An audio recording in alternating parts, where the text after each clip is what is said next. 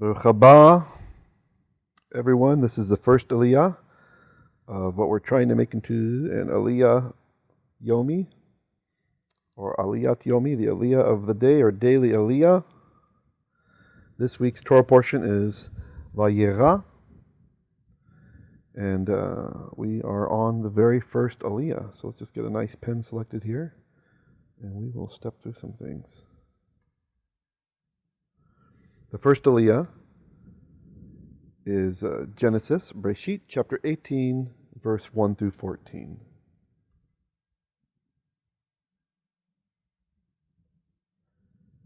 And as you recall, we use Hebrew numerals. So the Yod Chet, this is 10 plus 8, so this is chapter 18. That's why it's very big. We don't need to bother with the little Aleph for verse 1. And then verse 2 will be Beit, Gimel, Dalet, Hey, etc. So starting with chapter 18, verses 1 through 5. Let's get started. Vayera elaiv Adonai ve'elonei mamre. There's our etnachta, or atnach, or etnach, however you like to call it. It shows us this is the end of the clause, at least according to the Masoretic tradition.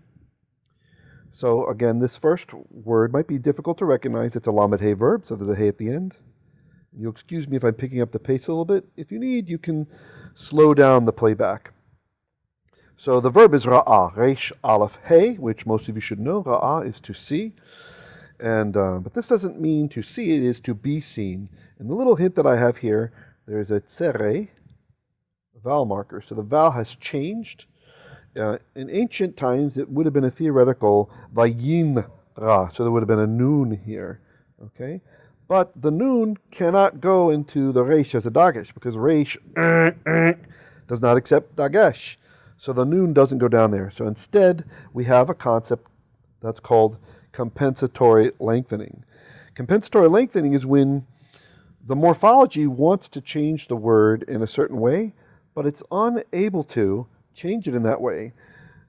In this case, because the reish cannot double. You don't double a reish. What do you do? You just make two there. So instead, since reish likes to hang out with the gutturals and pretend like he's a bad boy that can't be doubled, instead, the doubling action, you can think of it this way, comes down to the chirik and lengthens it into the tsere. That's called compensatory lengthening, if you want to check a grammar and read about that. Okay? So nifal is oftentimes reflexive, or it can be passive, right? So if you remember your menorah of the major binyanim, for those of you who don't know a binyan, it sounds like kind of like the word for building, right? The buildings of the Hebrew language, that is the verbal system. This is just the traditional way that the sages came up with to name what modern grammarians would probably call a stem, a verbal stem, right? So everything on the left side, in general, right? These are just general rules, and not everything plays nicely. These are, everything on the left side is active, left side of the menorah, okay, active. And then everything on the right side of the menorah would actually be passive or reflexive, something like this. In general, again, it's just very loose rule of thumb that'll get you through a lot of passages. The leftmost side then, I'll just put a Q, is the kal binyan. Kal meaning light, not light like photons light, but light as in not heavy, okay? That's the basic, this is the basic binyan, the basic stem that we would actually find when you look up in a dictionary a root, right? It's the lexical form. That's kal. That's the one you learned. So ra'ah would be the kal form of this reish aleph hey root. On the opposite side, we have the nifal, right? So nifal would in general be the passive, and that's where we prefix a noon. So to be seen, something like this. I apologize for the kitty in the background. It just adds flavor to our lessons. Okay, so next we would have an intensive form.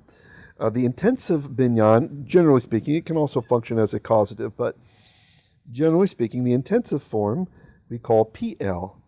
And there are different variations of this, pil, pel, and stuff like this. But with the German system, there's a lot of great Hebrew scholarship in the German language, they would call this the D binyan. You might see that in scholarly literature. It flows over into the English articles as well. So that just means the intensive binyan, right? And it's not just for Hebrew, it's other Semitic languages.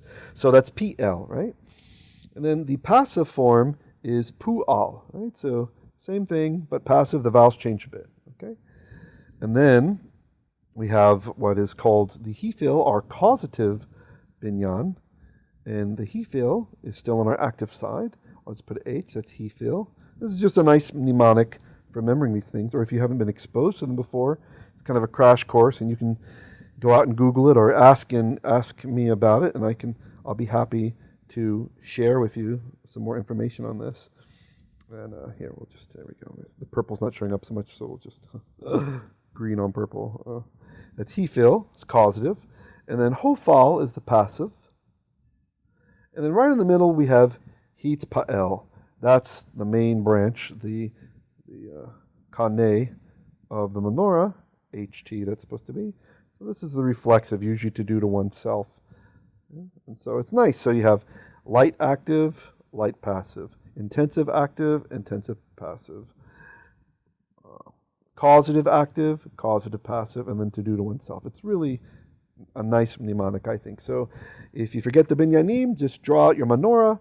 And if you can just remember half, then you can kind of get the idea what the other half are about. So anyway, so continue on. So this is the nifal. This is the N one that we have right here. The nun is not visible because he has caused compensatory lengthening of the vowel here. As the Masoret's accurately captured, Vayera. So, and he was seen. Who's the he? It's Hashem. So really, to make it sound better in English, we say, and he appeared. And Hashem appeared alive unto him, pronominal suffix, vav at the end. At, not literally in, the Elonei Mamre. And this is oftentimes translated the terebinths of Mamre. So this basically means like it's an ancient tree. Right? It's a very, very old tree that was used as a landmark in the ancient world when passing through Canaan. Vehu yoshev petach ha'ohel kechom hayom. And he was sitting at the opening of the tent. Okay, literally means as, we would say at the chom, the heat, hayom of the day. So Avraham Avinu is sitting there when Hashem appears to him. And it's interesting, Rashi comments that HaKadosh Baruch Hu, that he actually took the sun out of its case so Avraham would not be bothered with guests. So the idea is that what he means is he's allowing more heat to penetrate through the atmosphere from the sun, right? So people won't be out in this desert area around the Negev traveling around. But then, seeing that Avraham was suffering from not having enough guests, since remember he's a master of hospitality, Avraham Avinu, and he loves to share about Hashem with everyone, that Hashem then decided to bring the angels to him in the guise of men, right? So that these men that are going to show up, they're actually there to comfort Avraham, so that he will be happy. And the Midrash tells us that this is right after Avraham was circumcised, and so he's still suffering. Yeah, but still such a man of character that he still wants to entreat guests and share about Hashem. Verse 2.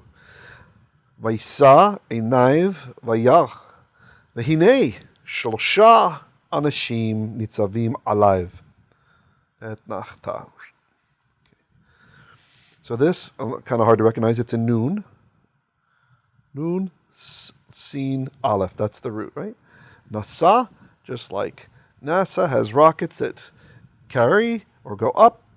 So Nasa is to bear or to carry, or to go up, right? So the nun has gone inside the scene. If you look there, you'll see that's what's happening with the Dagesh there.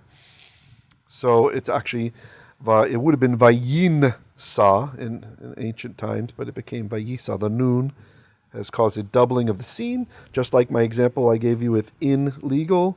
In Older English, in meaning not from Latin, in plus legal.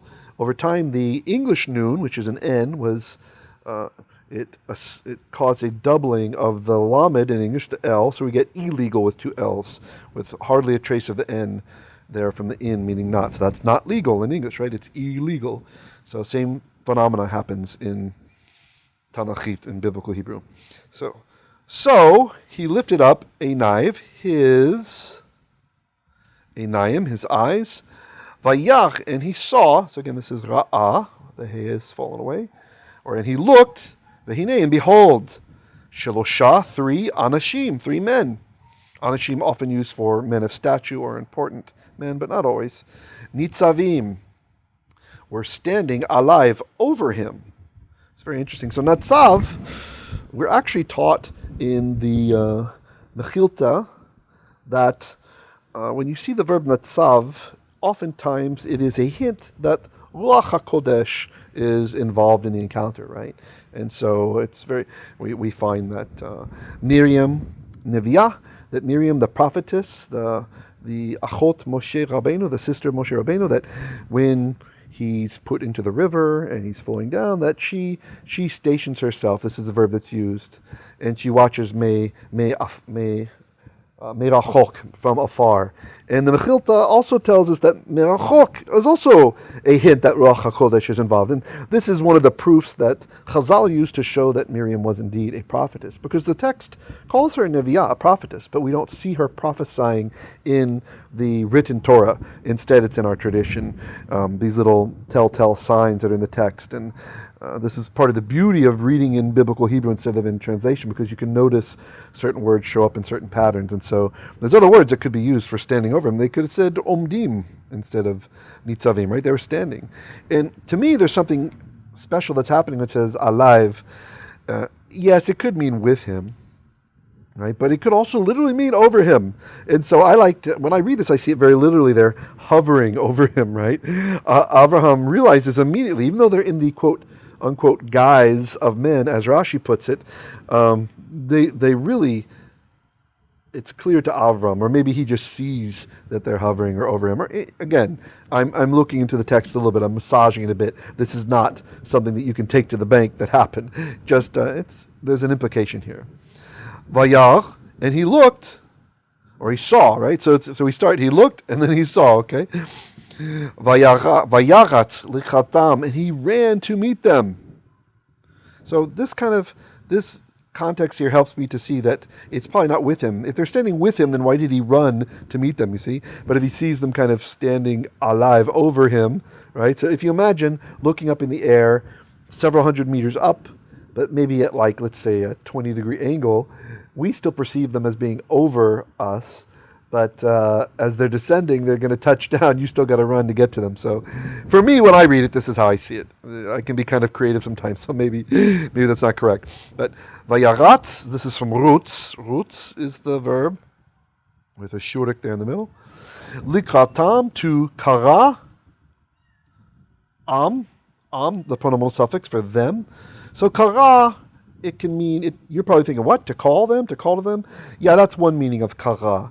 But it also means to encounter, to happen, right? So literally, the Hebrew is saying to encounter them, right? But this just doesn't sound good in English. We need to say something like to meet them. So he wants to, but again, if you think of it in the Hebrew, to encounter them, yeah, he sees them, they're hovering in the air, perhaps, again, it doesn't say me'achefet, that would be the clear way to say they're hovering. Like if it said, if it said me'achim, pardon me, it would say, that would show that they're hovering, right? But perhaps standing in the air, who knows, to meet them, to encounter them. Mi petach, from the opening of ha'ohel, the tent, right? So from the opening of the tent, this is construct state, so that's why we get the here and the there. Vayishtachu achatza, and he prostrated, and he prostrated there to the ground. Verse Gimel. Vayomar Adonai, im na matzati chen be'einecha, al na ta'avor me'al avdecha. So he said, Adonai, my masters, right? Notice it's not Yod He Waw He here, it's not the Tetragrammaton. This is just the word which is usually the kere form of that. So my masters, my lords, if now matzati, matzah is to find, and there's an interesting website, matzati.com, a friend of mine has, which is worth checking out if you want to check it out sometime. Matzati is, I have found, chen, if I found favor, be'einecha, in your eyes, or in your sight. Sounds better in English, not like in the eyes. Oh, you're looking in the eye and pulling favor out. Alna, please do not. Na is like it softens request, and so does al instead of saying lo. So he's being very polite. Please now, do not ta'avor, don't cross over me'al avdecha, from over, literally, your eved.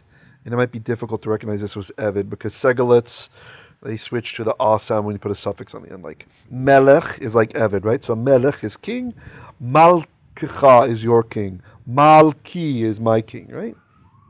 Okay. All right. Like recently we had Malki Tzedek, right? The encounter with Malki Tzedek. My king is Tzedek, my king is just.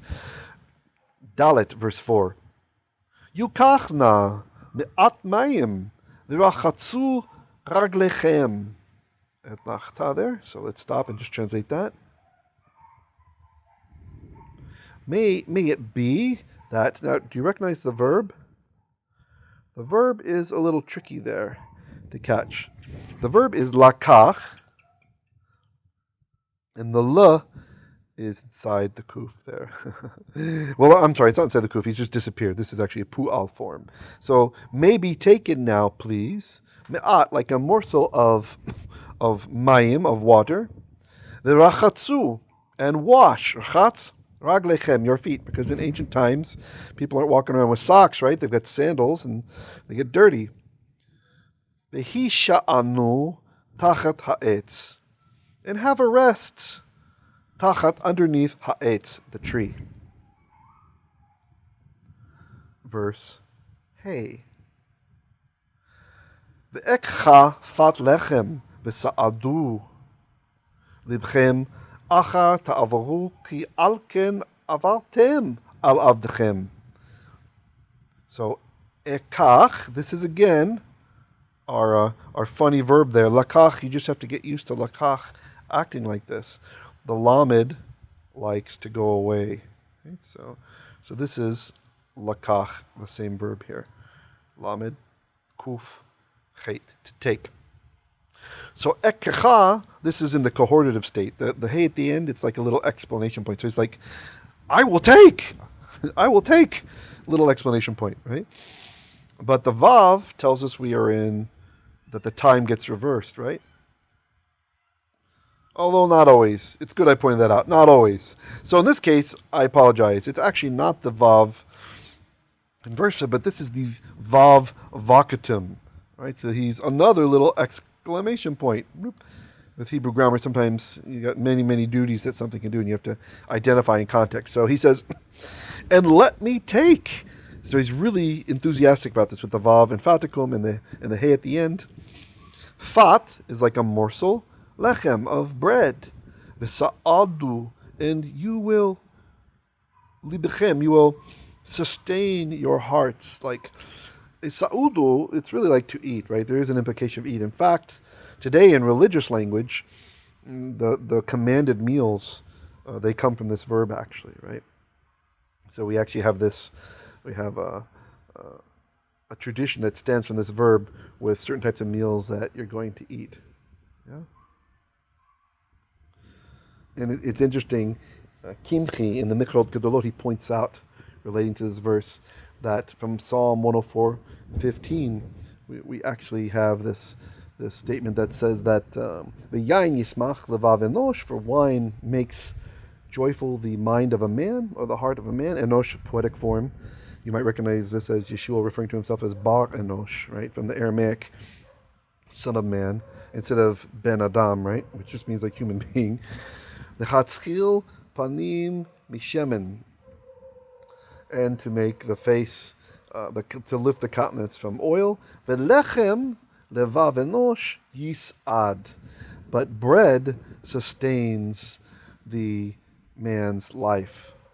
So it's in the psalm, it's implying the same thing as to refresh, like we have in our verse. So he could be saying to sustain your life, or just refresh your mind. Yeah, you see. And then it's interesting that his visitors then, they say, and then I'm sorry, Avraham Avinu, he says, Acher Tavaru. And then afterwards you shall cross over. This is interesting language used here. Again, it could just mean like cross over the Jordan crescent or something like this, the Jordan round. But to me, it seems very spiritual. This whole thing about it's looking at their nitzavim, alav, they're hovering over him, they're standing over him, but then he runs to them, right? So at an angle up in the air, like I was mentioning, and then, so he realizes that they've crossed over from the spiritual realm, right? That these are Elohim, these are residents of the spiritual realm. And so he's saying, look, before you cross back over, now that you're here, relax, and then you can ta'avaru, you can cross over. Ki al ken avartem al avdechem. For why have you crossed over to be with your servant? And note the double schwa. First one ends a syllable, so it's silent. Second one begins a syllable. Avdechem. Vayamru, and they answered, well, literally, and they said, Ken ta'aseh kasher dibalta. Yes, you do, or you will do, according to how you have spoken. So they agree.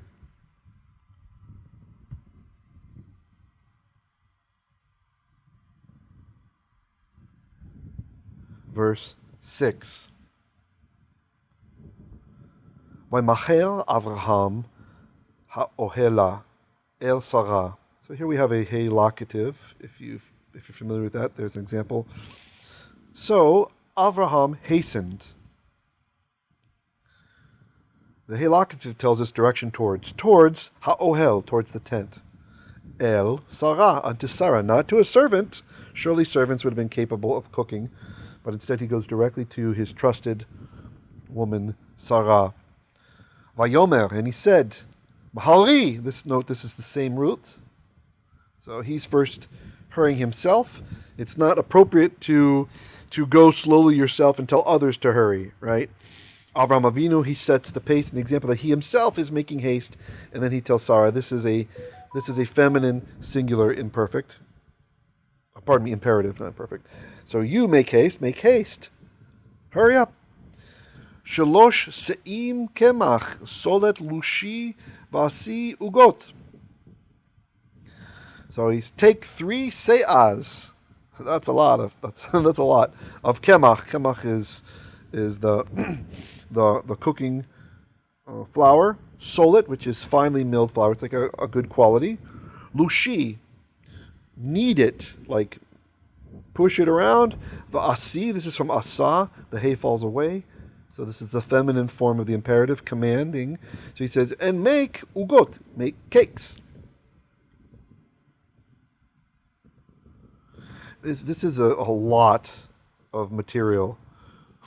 Shalosh se'im. It's something like, I don't remember. In my book, I mentioned exactly how many liters. This is like 16 liters or something like that. It's a lot to make for 3 guys. So again, this kind of clues us into, I think, the idea that Avraham understands they are not really men, right? That there's really something special about them. And perhaps he's wondering, how much do angels eat, right? Verse Zion, so that's 7. Ve'el habakar Ratz Avraham. Then unto the this is like a cow, right, or a bull, some kind of bovid. Avraham Ratz. This is roots. The shurik, the vav fell away, so Avraham ran. Vayikach ben bakar, and he took a literally son of a bovid, right, so a youngling. Rach, tender, vatov, and good. Vayitein el hana'ar v'maher la'asot oto. And he, natan, you might miss, it's natan is the verb, nun, tav, nun sofit. And here we have the little dagash telling us that the nun has assimilated, just like the illegal example. And he gave it el unto hana'ar, the lad. Which lad? The midrash tells it. When I just generally say the midrash, I'm kind of referring to the big midrash, midrash rabbah, which Breshit rabbah we'd be referring to here. Which, it's in my view, in estimation, it's a lot more trustworthy than other midrashim because of the witness of Beta Israel. Beta Israel, these are the Falashan Jews, the Jews from Ethiopia. They hold this particular midrash to be part of the canon. And it does add a lot of interesting details. We learn a lot from Midrash Rabbah on Breshit, the Breshit portion. They're not saying that the whole Midrash Rabbah is divinely inspired, but they believe that the part referring to Breshit is. And I give a lot of respect to it. And so, again, we're not saying it's definitely divinely inspired before you flame me or some of the Hebrew folks get all ticked off. I'm just saying, come on, keep cool. We're just saying that it adds some interesting perspectives that sometimes fill in the gaps. And it's our tradition that's been passed down. And it may or may not be totally correct. It's not on the level of Torah. I don't think the Beit Israel are correct in treating it on the same level as Tanakh, but nevertheless, there is that witness to it. Anyway, according to the Midrash, the Na'ar is Yishmael. Because Avraham Avinu, we are told, was always teaching Yishmael good deeds, to do good deeds, to do good things. And in this case, in accordance with Middle Eastern culture, it's being a good host. So he's the one that he trusts the young animal to be slaughtered with. And he hastened la'asot oto, to do it. So the lad understood. Verse Chet, which is 8. Vayikach chem'a v'chalav uven habakar asher asa vayiten lifneihem. Here again we have lakach. If you don't recognize it, it's lakach, this guy here. And he took chema. He took, this can be it could be like curds or butter, something like that, some kind of milk, product. The chalav and milk. Uven habakar, and the young bovid. Asher asa, which he had prepared. Vayiten, and he, natan is the verb, and he gave it lifneihem, before them. Okay, in this case, set makes more sense. Natan, we can sometimes translate, we learn from the Levitical literature, can mean to set, like to place in a location, right? So he set it before them. Vehu omed alehem tachat ha'etz v'yochelu. So, and this is interesting, and he, omed, he himself was omed. Vehu omed alehem tachat ha'etz v'yochelu. So, and he himself was standing before them, right, with them. You could actually use this part, the use of al here. The authors used to argue against my whole nitzavim alive, like they're standing over him, right? Because here, but what does definitely hold still strong is the notion from the Mechilta that Natsav gives us this indication of Ruach HaKodesh being there. Because look, the same author uses a different verb for Avraham right now. It's not using Natsav, it's saying Omed. He's standing. It's a synonym which does not imply Ruach HaKodesh. So he stood, it's like he served them, Tachat ha'etz, underneath the tree, Vayochelo, while they ate. Verse Tet. So this is verse 9. Vayomru elaiv. And look at this. See these little dots? These are part of our tradition. These extraordinary punctuation. They show up on certain words, and of course this doesn't map usually to translations. We don't always know why they are there.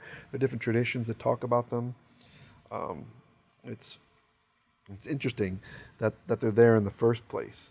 So these particular dots, they indicate to us that the word was partially written and partially erased. This is one idea, according to Rav Gersonadis, that they originally had intended to give the news to Sarah alone, that's coming up, not to Avraham. But they found no one else there, no one to ask where she was. Right? So it's again, it's a story about why the dots are there. Who really knows why they're there? But they're there for a reason. So then they said to him, Aye, where is Sarah, Ishtecha, your wife?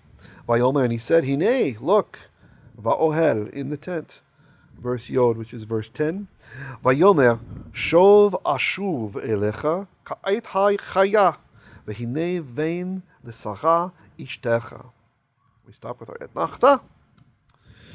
And he said, Shov ashuv. So this means, surely I will return. Like, I will definitely return. Okay, this is an infinitive absolute, and you'll see verbs repeated this way.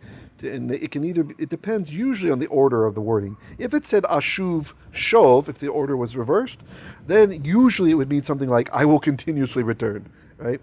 So when the infinitive absolute comes after the full conjugation of the verb, it means continuously. But when it comes first, then it's got this idea of definitely, indeed. Usually, not always, but most of the time. Like, usually. So, I will definitely return elech unto you, ka'et, ka, as or like, ait, the season of chaya, of life, is literally what it means. So, like, when things are blooming, when animals are getting pregnant, right? Vehine, and behold, vein leSarah, there shall be a son to Sarah ishtecha, your wife. V'Sarah shamat petacha ohel vehu acharayv.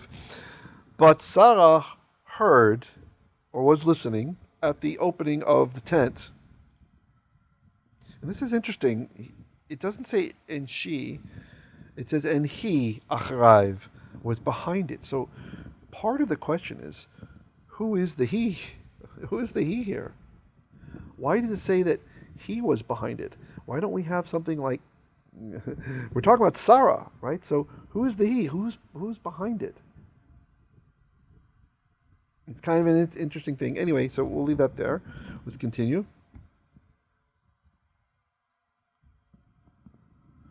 Verses 11 through 14. So for 11, we have the Avraham, the Sarah, Zakenim. So just in case you didn't know, you're getting filled in. But Avraham and Sarah were Zakenim. They were old.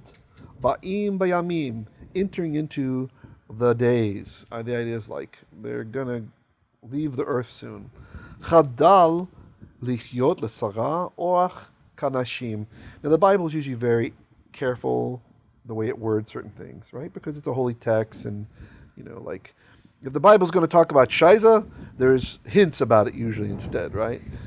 There's not usually the direct. Sometimes there is, but it just depends on context, right? So in this case, it says chadal. This is had stopped, had ceased. It's like a synonym with Shabbat, but chadal has a little bit of a nuance about something with a duration, like a set duration, right? In some poetry, the world is referred to as this.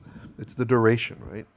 Meaning that the earth isn't forever. The ancients understood this, even though they didn't know that the sun goes supernova after so many years, etc., etc.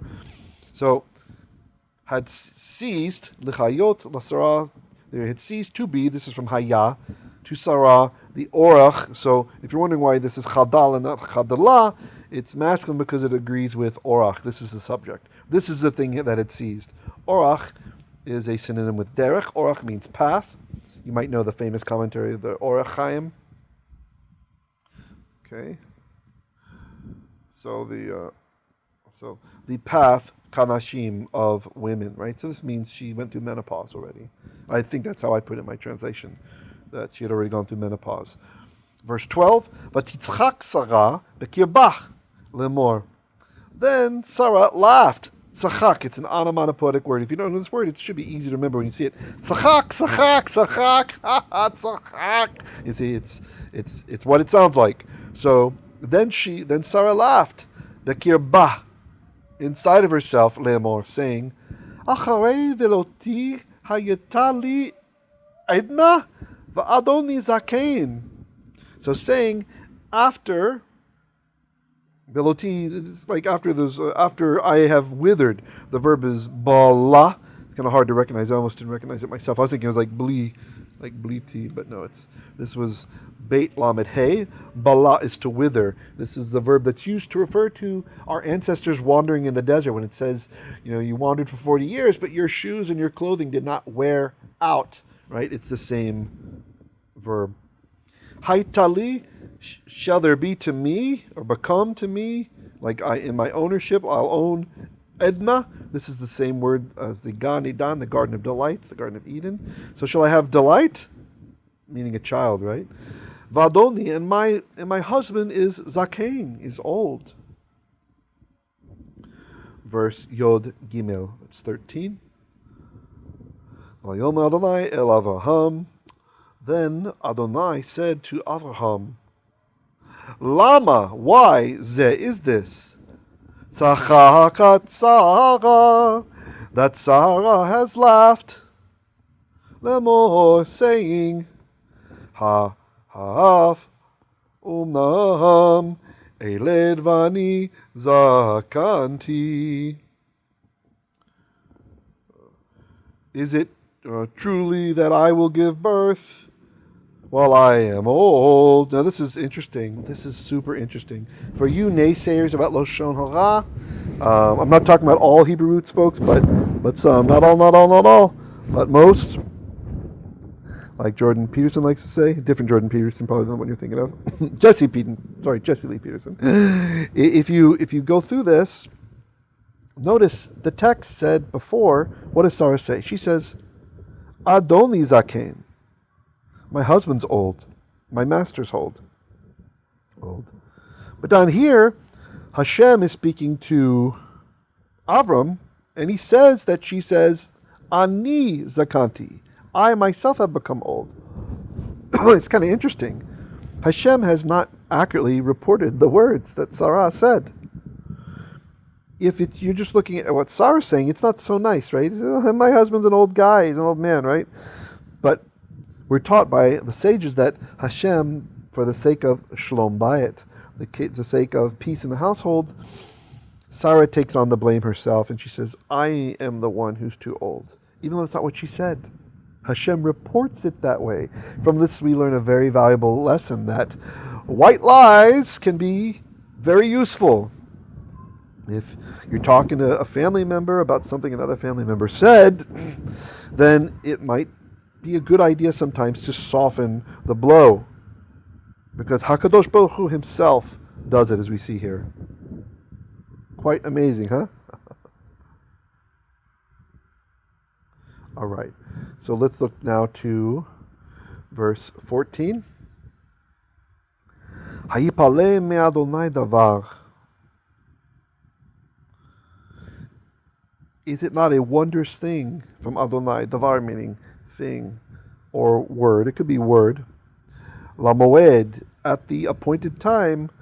So Hashem now he's causing a wonder. He's saying this is going to happen. La moed, at the appointed time, Ashuv, I will return elecha to you, ka'et, at the season chaya of life, u'lesara vein, and to Sarah will belong a bain, a son. Let me just revisit this. Hayipale. Okay, so this is from Nifla, the noon. It's assimilated here. This is Nifal. So, and this is the hey interrogative. That's why it started as a question mark. So Hashem is speaking rhetorically there. He says, is it a wonder from Hashem, right? To do a wonder, to do a miracle from Him. The idea is is it such an amazing thing? Is it too amazing for me to do? It's kind of obfuscated, bringing it into English from the Hebrew there. I was a little too literal, but that's what he's saying. He's like, Hayipale, is it wondrous? May Hashem, from Hashem, davar, a thing, lamoed ashuv elecha ka'et chaya u'lesara vein, that when I return to you at the time of life, at the season of life, that Sarah have a son. See, so he's saying, is it really so hard? You know me, you know what I can do. At least you should. And so he's even though it literally says wondrous from Hashem, he's basically saying, is it really all that amazing of the things that you've seen and you will see? Is there anything that is too wondrous for me to do? All right, so that's the end of our first Aliyah. Hope you got it. Hope you enjoyed it. Hope you keep strong with your Hebrew. Chazak, chazak. Be strong, be strong. Stick with it. Be encouraged. If you do this and keep going strong, you will understand the Torah as it's written in the original language without having to consult dictionaries. You'll get it.